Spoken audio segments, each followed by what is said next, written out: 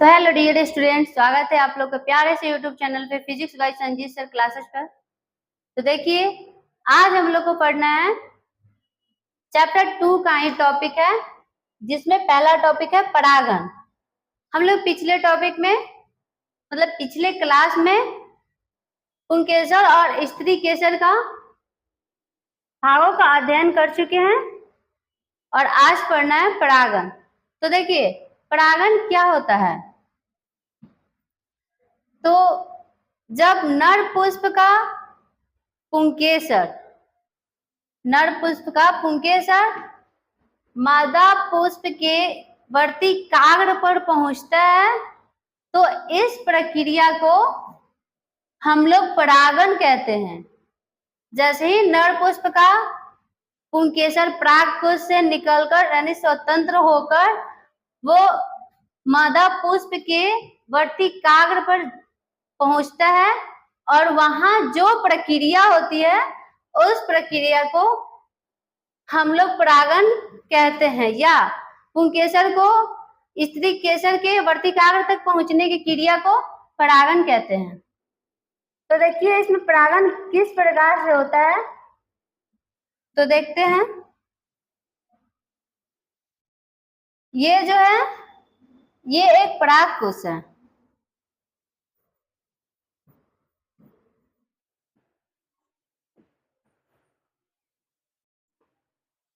ये एक क्या है, पुंकेसर।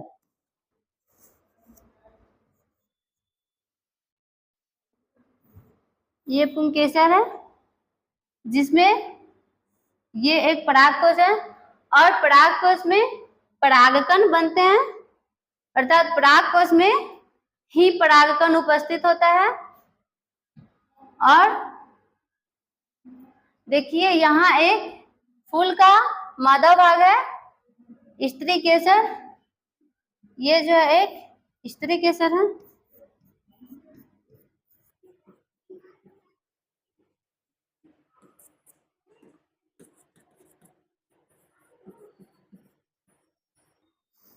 ये जो है एक स्त्री केसर भाग है। तो इसमें ये जो परागकण है, ये परागकण किसी माध्यम से, किसी कारक के माध्यम से ये जो है परागकोश से स्वतंत्र होकर और ये पुष्प के मादा पुष्प के वर्ती काग्र पर पहुंचता है। तो देखिए, ये जो है परागकण परागकोश से निकला और किसी कारक के माध्यम से वर्ती काग्र पर पहुंचा और ये इसमें कारक या तो हवा हो सकता है या जल,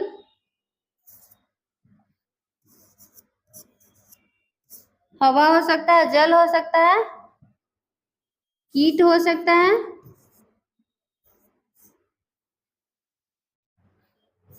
और अन्य कारक हो सकता है।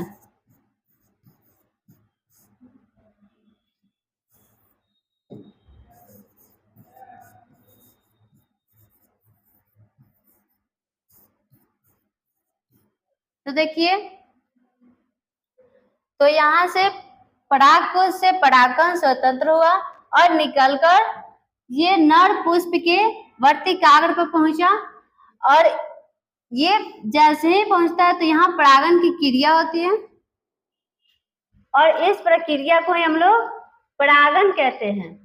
अर्थात परागकण को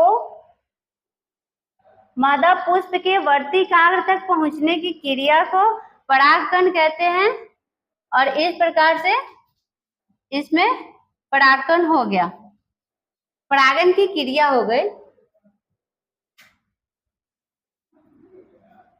नेक्स्ट है परागण के प्रकार। तो देखिए, भिन्न भिन्न पुष्पों में या भिन्न भिन्न पौधों में भिन्न भिन्न प्रकार के परागण की क्रिया होती है, अर्थात अलग अलग पौधों में परागण की क्रिया अलग अलग होती है, जिसमें परागण का 2 प्रकार होते हैं, एक स्वपरागण और दूसरा पर परागण, जिसे पर निषेचन भी कहा जाता है।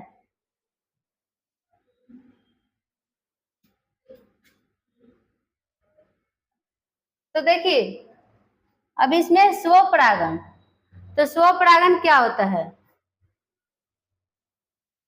तो जब एक ही पादप पुष्प में उपस्थित परागकण उसी जाति के उसी पुष्प या दूसरे पुष्प के वर्ती काग्र तक पहुंचता है, तब उसे हम लोग स्वपरागण कहते हैं। तो स्वपरागण क्या होता है?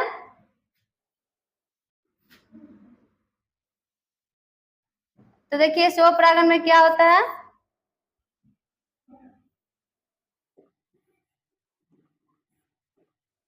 तो जब एक पौधे का पुष्प में उपस्थित परागकण उसी पुष्प के वर्तिकाग्र तक या उसी पौधे के दूसरे पुष्प के वर्तिकाग्र तक पहुंचता है, तो इस प्रक्रिया को स्वपरागण कहते हैं। नेक्स्ट है परपरागण। तो परपरागण क्या होता है कि जब एक पुष्प का परागकण दूसरे पुष्प के वर्तिकाग्र तक पहुंचता है, तो इस प्रक्रिया को हम लोग परपरागण कहते हैं। अर्थात हम लोग कह सकते हैं कि जो स्वपरागण होता है उसमें पौधे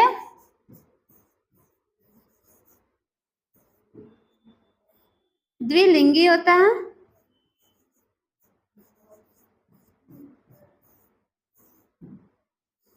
द्विलिंगी होता है, जिसमें एक ही पादप में परागकण और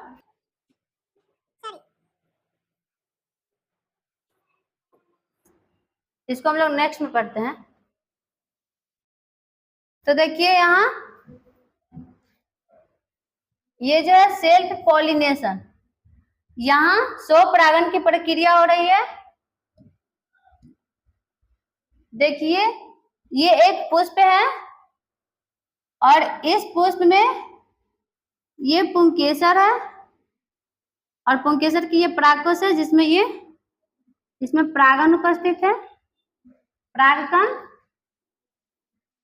और ये एक स्त्री भाग है, पुष्प का स्त्री केसर है, और यहाँ में एक वर्तिकाग्र है। तो ये एक ही पुष्प है जिसमें पुंकेसर भी है और वर्तिकाग्र भी है, अर्थात इसमें इस पुष्प में नर भाग और मादा भाग दोनों हैं। अब देखिए ये जो परागकण है किसी माध्यम से वर्तिकाग्र तक पहुंचा और ये परागकण वर्तिकाग्र तक गया, तो इस प्रक्रिया को हम लोग कह सकते हैं कि ये स्वपरागण है, क्योंकि एक ही पुष्प का परागकण उसी पुष्प के वर्तिकाग्र तक पहुंच रहा है और परागण की क्रिया संपन्न कर रहा है। तो हम कह सकते हैं कि यहाँ इस पुष्प में स्वपरागण की क्रिया हो रहा है।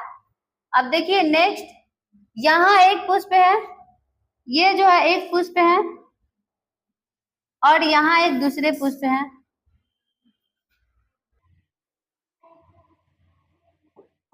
तो देखिए ये एक पुष्प है जिसमें यहाँ एक पुंकेसर है और है तो इसमें भी स्त्री केसर यहाँ, लेकिन इस पुष्प के स्त्री केसर तक न जाकर बल्कि यहाँ एक दूसरे पुष्प है जिसमें यहाँ एक वर्तिकाग्र है, ये वर्तिकाग्र भाग है। तो इसमें क्या हो रहा है कि एक पुष्प का परागकण किसी दूसरे पुष्प के वर्ती काग्र तक पहुंच रहा है, तो इस प्रक्रिया को हम लोग पर परागन कहते हैं या पर निषेचन कहते हैं, क्योंकि इसमें एक पुष्प का परागकण दूसरे पुष्प के वर्ती काग्र तक पहुंच रहा है और परागन की क्रिया हो रही है। तो इस प्रकार से हम लोग कह सकते हैं कि यहाँ इस पुष्प में पर परागन की क्रिया हो रहा है और इस पुष्प में स्वपरागन की क्रिया हो रही है, अर्थात ये सेल्फ पॉलिनेशन का डायग्राम है और ये क्रॉस पॉलिनेशन का। देखते हैं नेक्स्ट। तो नेक्स्ट है स्वपरागन। तो देखिए स्वपरागन होता है जो दो प्रकार का होता है। तो स्वपरागन में दो प्रकार से परागन की क्रिया होता है, जिसमें पहला है स्वयुग्मनज और दूसरा है सजात पुष्पीय परागन। तो स्वपरागन जो होता है दो तरह से होता है, दो प्रकार से, जिसमें पहले स्वयुग्मनज है और दूसरा जो है सजात पुष्पीय परागन।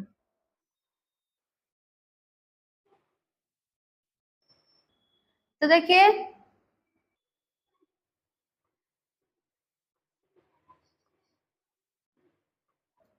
इसमें जो स्वयुग्मनज होता है, जो स्वयुग्मनज होता है, तो देखिए स्वयुग्मनज और सजात पुष्पीय में हम लोग अंतर देखेंगे। तो स्वयुग्मनज में क्या होता है कि जो पुष्प होता है इसमें पुष्प और पादप दोनों द्विलिंगी होता है। तो पुष्प भी द्विलिंगी होगा और पादप भी द्विलिंगी होगा। लेकिन जो सजात पुष्पीय परागन होता है उसमें भी तो होता है स्वपरागन की क्रिया। दोनों में देखिए स्वयुग्मनज और सजात पुष्पीय दोनों में स्वपरागन की प्रक्रिया होता है, लेकिन दोनों में अंतर सिर्फ ये है कि जो स्वयुग्मनज होता है उसमें पुष्प और पादप दोनों द्विलिंगी होता है और जो सजातीय पुष्पीय परागन होता है उसमें पुष्प जो होता है एक लिंगी होता है और पादप जो होता है द्विलिंगी होता है। तो देखिए अब पुष्प और पादप का द्विलिंगी होने का अर्थ क्या होता है? तो द्विलिंगी का मतलब ये हुआ कि एक पुष्प है और उसी पुष्प में पुष्प का नर भाग और मादा भाग दोनों उपस्थित है। तो है तो एक ही पुष्प, लेकिन उसमें पुंकेसर और स्त्री केसर दोनों उपस्थित होता है, अर्थात परागकण भी बनता है उसी पुष्प में और उसी पुष्प में वर्ती काग्र भी उपस्थित होता है। तो हम कह सकते हैं कि वो पुष्प या ये पादप में भी होता है। तो कह सकते हैं कि ये पुष्प और पादप जो है द्विलिंगी है, क्योंकि इसमें दोनों नर और मादा दोनों भाग एक ही पुष्प या पादप में है। लेकिन एक लिंगी क्या होता है? तो देखिए एक लिंगी वो होता है जिसमें एक पुष्प में पुंकेसर होगा और किसी दूसरे पुष्प में अलग एक पुष्प में स्त्री केसर होता है, अर्थात स्त्री केसर और पुंकेसर दोनों अलग अलग पुष्पों पर या अलग अलग पौधों पर उपस्थित होता है, तब हम उसे एक लिंगी पुष्प या एक लिंगी पौधे कहते हैं। तो देखिए अब इसमें परागन किस तरह से होता है, कैसे होता है। तो आइए स्वयुग्मनज में परागन देखते हैं। ये एक पौधा है जिसमें ये पुष्प है। अब ये पुष्प में पुष्प का जो ये भाग है यहाँ पे एक जो होता है पुंकेसर होता है और इसी फूल के दूसरे भाग में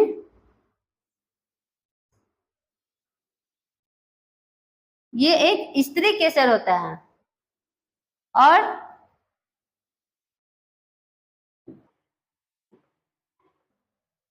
इस पुष्प ये जो पुंकेसर है उसका परागकण किसी माध्यम से यहाँ मादा के वर्तिकाग्र तक आता है और परागन की क्रिया करता है।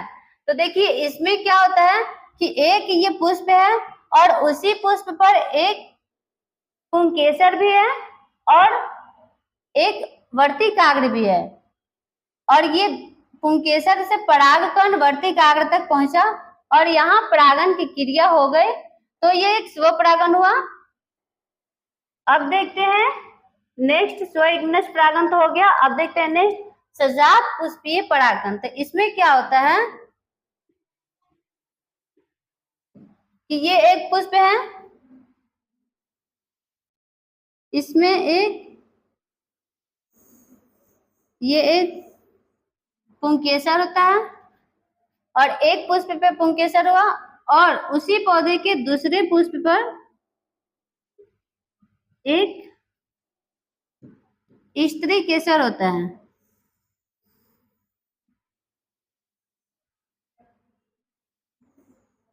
ये एक स्त्री केसर है और इसमें जो इसके पुंकेसर में जो परागकण होता है वो किसी माध्यम से वर्तिकाग्र पर पहुंचता है और इस प्रकार परागन की क्रिया जो है होती है। तो देखिए इसमें क्या हुआ कि ये एक पौधा था और ये एक पौधे का ये एक फूल है और इस फूल पे एक पुंकेसर मतलब एक नर भाग उपस्थित था पुंकेसर, और इसी पौधे के दूसरे फूल पे मादा अंग यानी स्त्री केसर उपस्थित था, और फिर इसका पुंकेसर का परागकण किसी माध्यम से वर्तिकाग्र तक पहुंचा और इस प्रकार परागन की क्रिया हुई। तो देखिए हम कह सकते हैं कि ये जो स्वइग्नस है इसमें एक ही फूल में परागन की क्रिया होता है, एक ही फूल पर परागन की क्रिया होता है और उसी फूल में नर का पुष्प का नर भाग और मादा भाग दोनों उपस्थित होता है और दोनों में स्वयुग्नस परागन यानी स्व परागन की क्रिया होता है।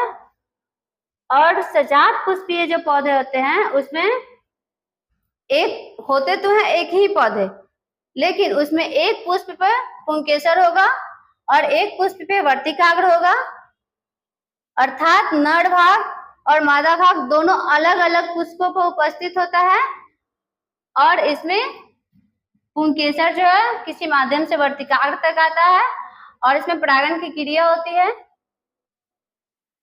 इस प्रकार यहाँ हम लोग स्वइग्नज और सजात पुष्पीय पढ़ चुके हैं। नेक्स्ट है पर्णनिषेचन या पर परागन। तो देखिए इसमें क्या होता है, पर्णनिषेचन और पर परागन क्या होता है।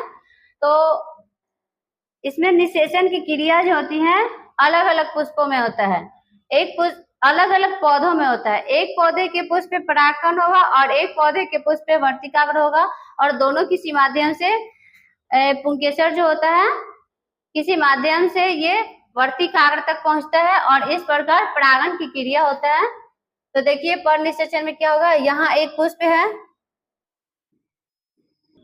और इस पुष्प के कोई एक भाग कोई फूल, ये एक दो पौधे हैं, तो इस पौधे के कोई एक फूल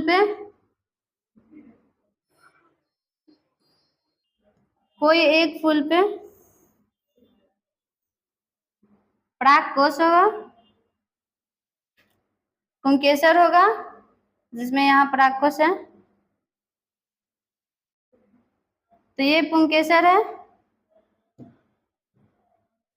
पुष्प पौधे के एक फूल पे पुंकेसर जिसमें परागकण उपस्थित होता है। नेक्स्ट है दूसरे पौधे जिसका कोई एक पुष्प पर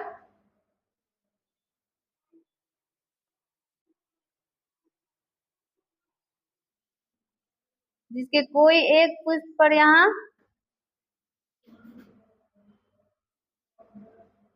स्त्री जनन अर्थात यहाँ स्त्री केसर उपस्थित होता है और इसका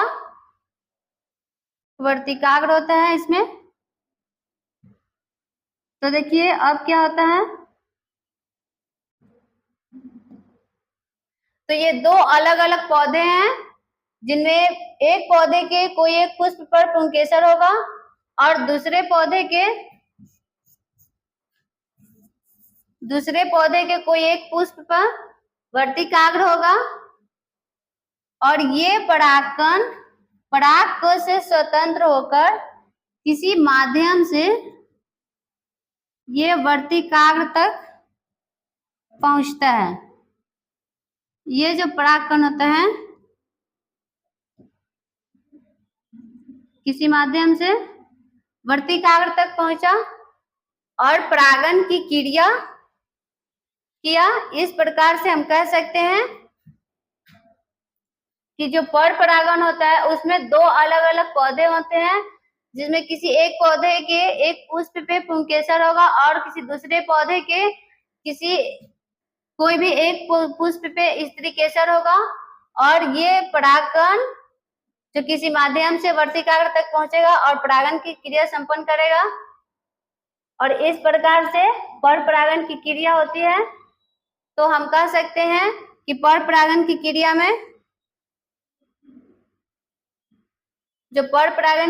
में पुष्प ये पौधे जो होते हैं द्विलिंगी होते हैं।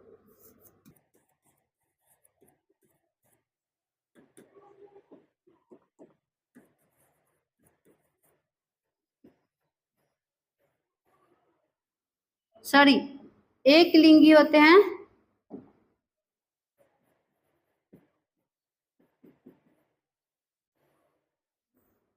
एक लिंगी होते हैं क्योंकि इसमें दो अलग अलग पौधे हैं, जिसके एक पौधे पे पुंकेसर नर भाग है और दूसरे पौधे पे मादा भाग है। तो हम कह सकते हैं कि पर परागन की क्रिया जिस पौधे पे होती है वो पौधे एक लिंगी होते हैं। तो ठीक है दोस्तों, आज के लिए इतना ही। मिलते हैं नेक्स्ट क्लास में। धन्यवाद।